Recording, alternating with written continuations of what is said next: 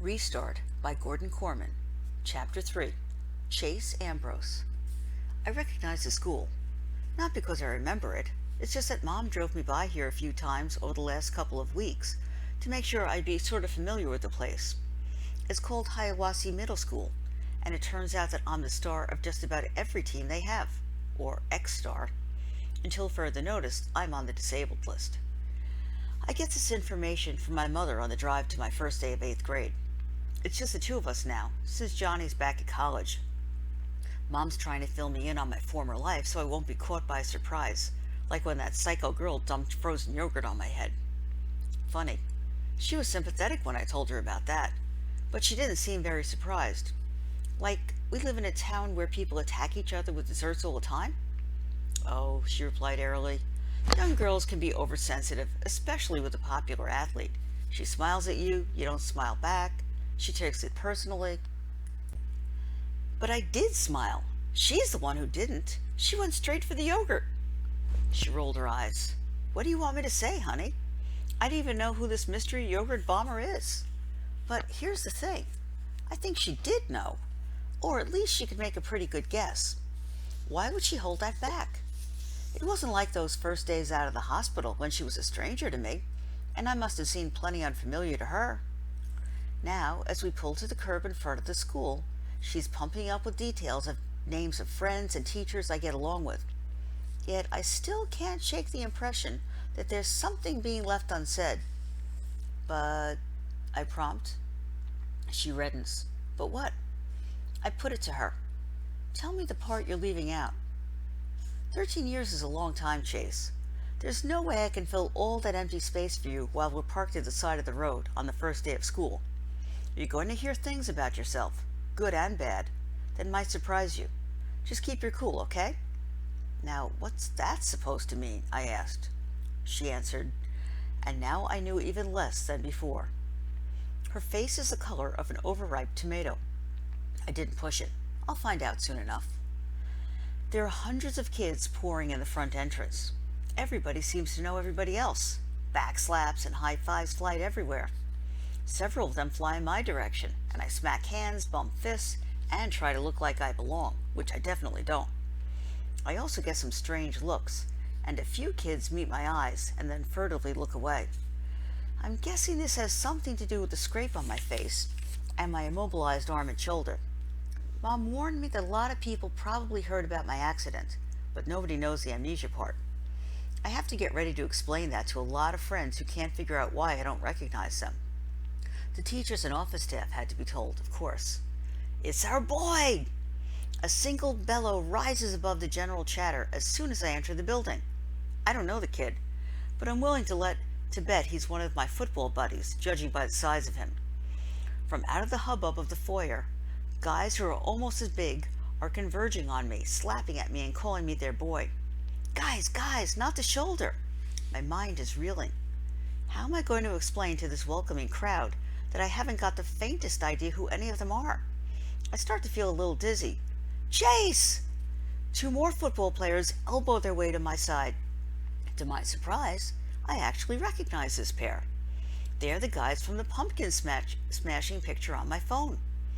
Mom pointed them out in my lacrosse team photo as Aaron and Bear. Apparently, they're my best friends. Dude, good to have you back, barks Aaron, the taller of the two. In person, he's the closest thing to a full beard I've ever seen on a middle schooler. We tried to come by, but your mom said you were on bed rest. Yeah, I can't believe you're here, chimes in one of the other guys. Didn't you jump off the clock tower on the village green? Bear whaps him hard across the face. He jumped off his roof, moron. If he jumped off the clock tower, he'd be dead. And he didn't jump, he fell. Who'd be stupid enough to jump off a roof? Aaron adds. This was pretty stupid too, I admit, a little taken aback by the full-face smash, and the fact that the kid on the receiving end didn't seem to mind it. I can't remember what I was thinking. In fact, you guys, to be honest, the slap B cuts me off. But you're going to be healed up in time for the football season, right? You'll be ready for our first game? The doctor says no. It's my shoulder, but mostly it's the concussion.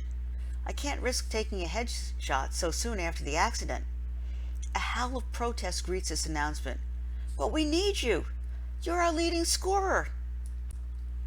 The best player. Our captain. Cut it out, you guys, Aaron orders. Injuries are part of the game. We all know that. To me, he adds, listen, man, we have to talk to you. He heads out of the foyer to an inner atrium with hallways leading off it. We have no problem navigating the dense crowd. My two best friends just push people out of the way. Most kids see the three of us and clear out on their own. They lead me to a bench along the wall. Are these seats taken? I ask a youngish boy, maybe a sixth grader. Before he can answer, Bear rumbles, they are now.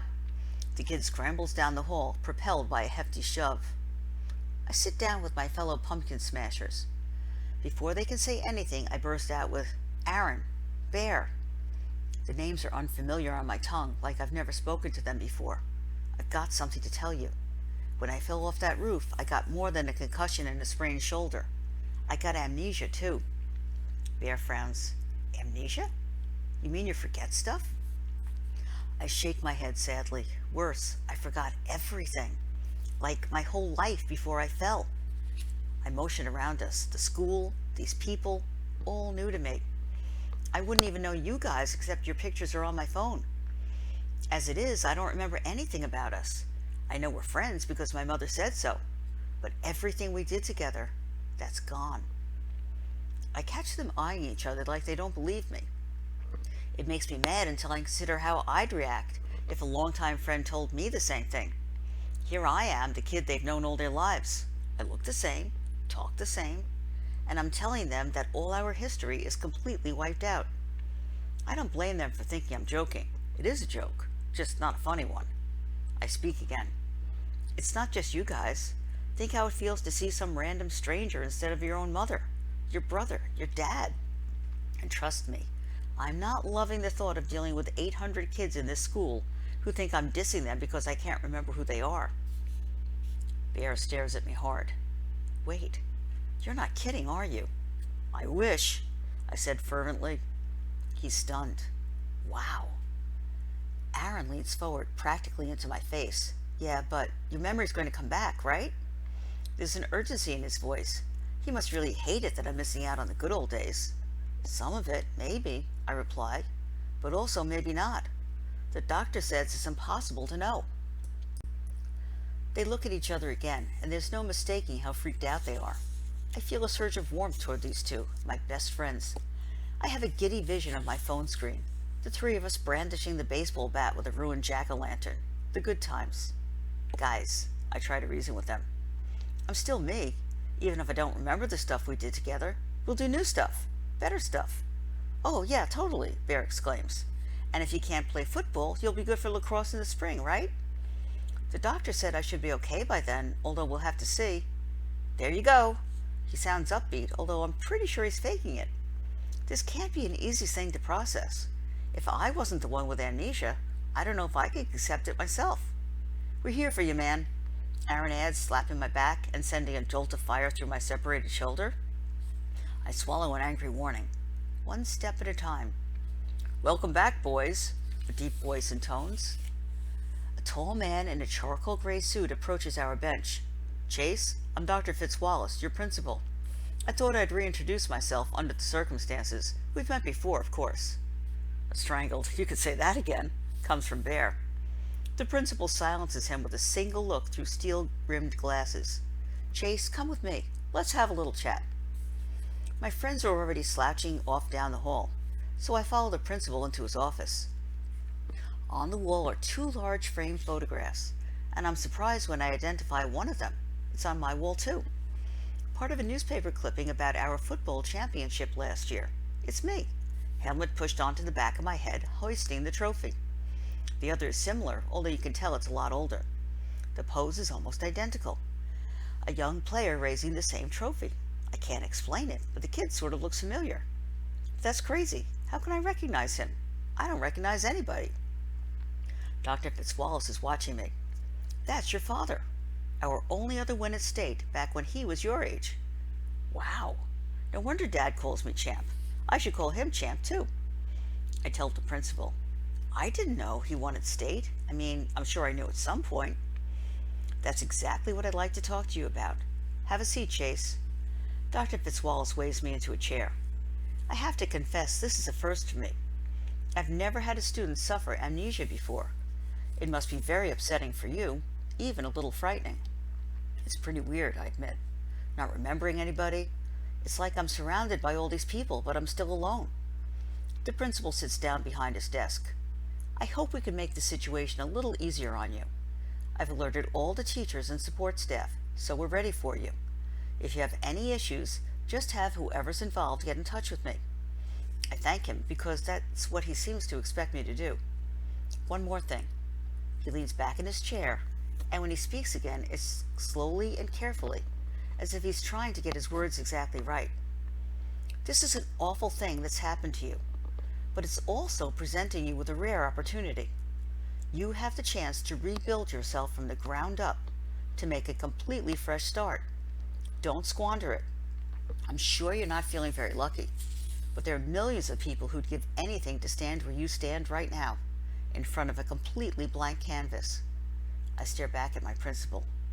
What is he talking about? I'm struggling to discover the person I was, and he wants me to change? What was so wrong about the old me, that I now have to be somebody else?